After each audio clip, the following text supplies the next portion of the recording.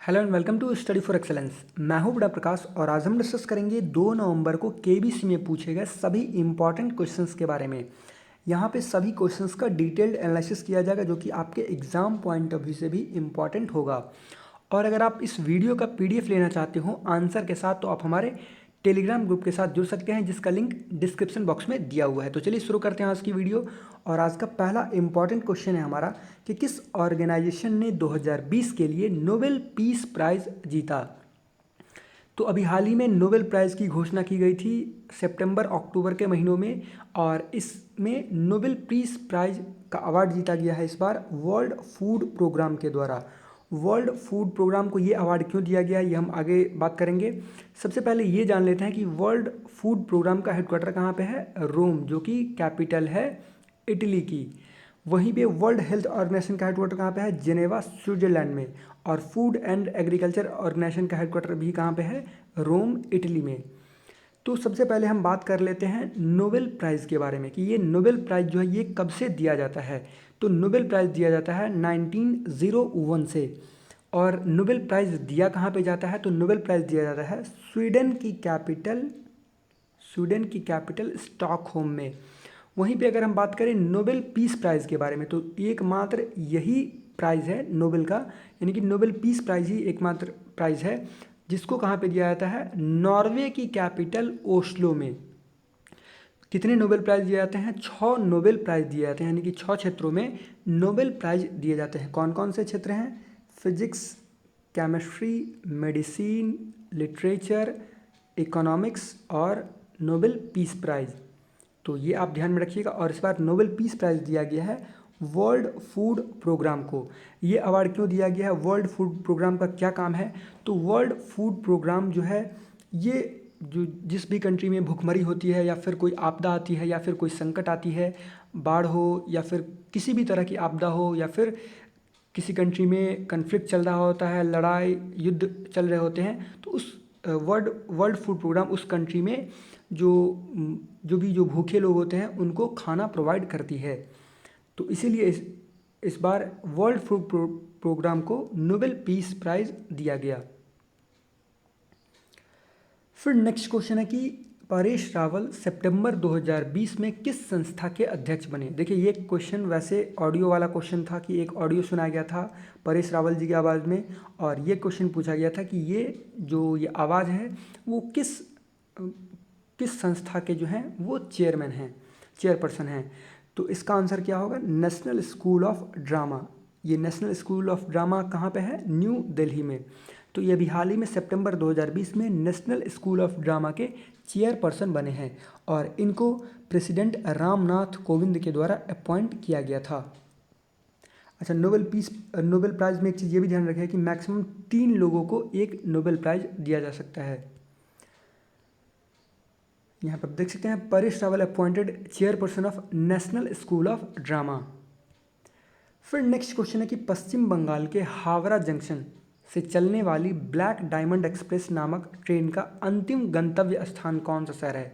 यानी कि जो ये ब्लैक डायमंड एक्सप्रेस जो ट्रेन है ये हावड़ा जंक्शन से कहाँ तक के लिए चलती है, स्टॉपेज जो लास्ट स्टॉप है इसका कहाँ पे है, तो इसका लास्ट स्टॉप है धनबाद। और इस ट्रेन का नाम क्या है, ब्लैक डायमंड एक्सप्रेस। यहाँ पे आप देख सकते हैं स्टार्ट हावड़ा जंक्शन और एंड जो है ये कहाँ पे होती है, धनबाद जंक्शन। ये कहाँ पे है, झारखंड में, धनबाद झारखंड में है। और डिस्टेंस जो है ये 271 किलोमीटर का है। और जो धनबाद जो है इसको किस नाम से और जानते हैं, तो कोल कैपिटल ऑफ इंडिया भी इस शहर को कहा जाता है, धनबाद को। फिर नेक्स्ट क्वेश्चन है कि देशभक्ति गीत सरफरोशी की तमन्ना अब हमारे दिल में है के रचयिता, यानी कि जो ये गीत जो लिखी गई है वो देशभक्ति गीत जो लिखी गई है ये किसके द्वारा लिखी गई है, तो ये गीत लिखी गई थी बिस्मिल अजीमा बादी के द्वारा, बिस्मिल अजीमा बादी के द्वारा। फिर नेक्स्ट क्वेश्चन है कि इनमें से कौन से सम्राट सिकंदर महान के समकालीन थे, कंटेम्परेरी थे। तो सिकंदर अलेक्जेंडर द ग्रेट के कंटेम्परेरी थे कौन, चंद्रगुप्त मौर्य, मौर्य वंश के शासक चंद्रगुप्त मौर्य। और अगर हम बात करें चंद्रगुप्त प्रथम के बारे में तो ये किस वंश के शासक थे? गुप्त वंश के, जिसकी स्थापना श्रीगुप्त ने की थी। और मौर्य वंश के ही शासक थे अशोका। और पृथ्वीराज चौहान तो चौहान वंश के शासक थे। फिर नेक्स्ट क्वेश्चन है कि अपने पहले ही एक दिवसीय अंतर्राष्ट्रीय मैच में, यानी कि ओडीआई वनडे इंटरनेशनल मैच में शतक लगाने वाले एकमात्र भारतीय क्रिकेटर कौन हैं? तो इनका नाम है केएल राहुल। और केएल राहुल जो हैं, इन्होंने किस टीम के खिलाफ जो है अपना पहला एक दिवसीय अंतर्राष्ट्रीय मैच में शतक लगाया था? ये इनका पहला भी ओडीआई भी था और पहला शतक भी था।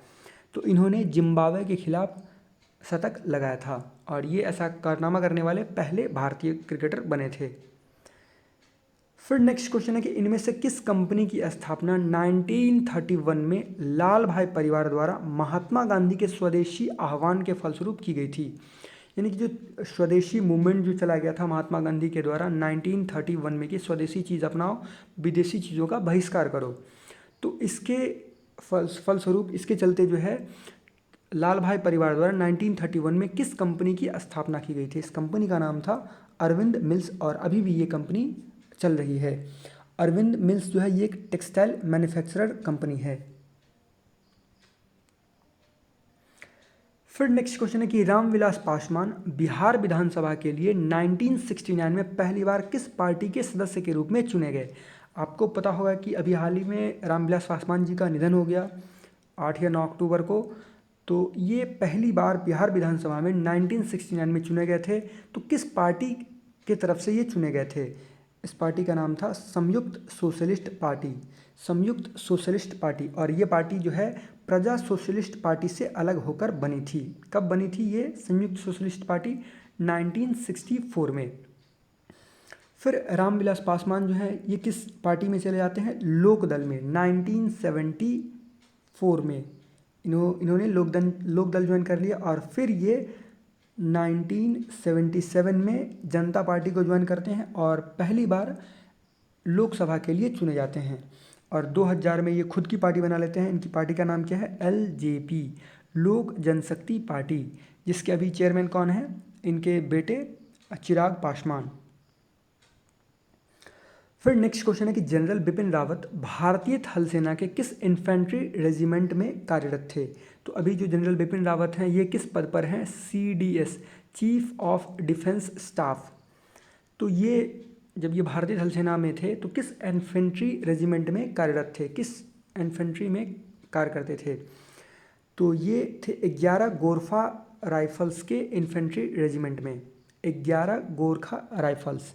और 1978 में इन्हें 5th बटालियन में कमीशन किया गया था 11th गोरखा राइफल्स के रूप में। फिर नेक्स्ट क्वेश्चन है कि भारत के एक ही राज्य में लगातार सबसे लंबे समय तक राज्यपाल पद पर आसीन रहने का रिकॉर्ड किसके नाम है? तो ये क्वेश्चन पूछा गया था और बहुत ही इम्पॉर्टेंट क्वेश्चन है। बहुत लोगों को इसका आंसर नहीं पता होगा कि भारत के एक ही राज्य में लगातार सबसे लंबे समय तक गवर्नर के पद पर आसीन रहने का रिकॉर्ड किनके नाम पर है? MM Jacob, MM Jacob. और ये ध्यान रखिएगा, सुपर इम्पॉर्टेंट क्वेश्चन है। और ये किस राज्य के राज्यपाल रहे थे और कितने दिनों तक? तो ये मेघालय के राज्यपाल रहे थे। लगभग 12 साल तक ये राज्यपाल रहे थे मेघालय के, लगातार एक ही स्टेट में। ये ध्यान दीजिएगा। वहीं पे एनएन वोहरा भी जो हैं ये अप्रॉक्स 10 साल रह चुके हैं राज्यपाल जम्मू एंड कश्मीर के। और जो एमएम जैकब से जो कम दिनों तक जो राज्यपाल रही हैं उनका नाम क्या है? पद्मजा नायडू। पद्मजा नायडू जो कि डॉटर हैं सरोजनी नायडू की, जो कि पहली फीमेल गवर्नर भी थी। कहाँ की थी सरोजनी नायडू पहली फीमेल गवर्नर? उत्तर प्रदेश की।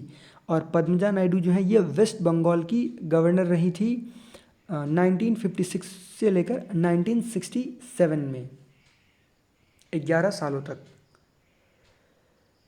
तो जो क्वेश्चन हमने डिस्कस किया वो सारे क्वेश्चन केबीसी में पूछे गए थे और ये सारे क्वेश्चन इंपॉर्टेंट हैं किसी भी एग्ज़ाम पॉइंट ऑफ व्यू से। कहीं से भी यहाँ से भी क्वेश्चन पूछे जा सकते हैं किसी भी एग्ज़ाम में।